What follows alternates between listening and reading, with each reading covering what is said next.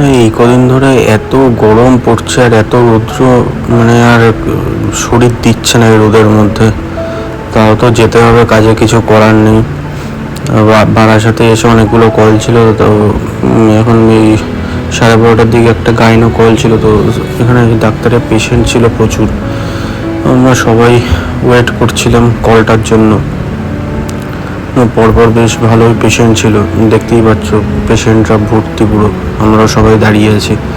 তো at last কলটা হলো। তো আমি কল করার পর একটু বারাসাতে হোলসেল মার্কেটে এসেছিলাম, একটু কিছু দরকার ছিল। না আজকে সেইভাবে ব্লগও করতে পারিনি, শরীরটাও সারাদিন ভালো ছিল না গরমের জন্য। যেটুকু যা পেরেছি কম বেশি করেছি। তো হোলসেল মার্কেটে কিছু কাজ ছিল, তো করে আবার মধ্যমে এই দোকানে এসেছিলাম, আমার মাল এর অর্ডার ছিল মাল দিতে। তো দিয়ে সেখান থেকে আবার বিকেলে মধ্যমগ্রামে একটা কল করতে এসেছিলাম পেডিয়াট্রিকে, আমরা সবাই দাঁড়িয়েছি কলিগরা একসাথে।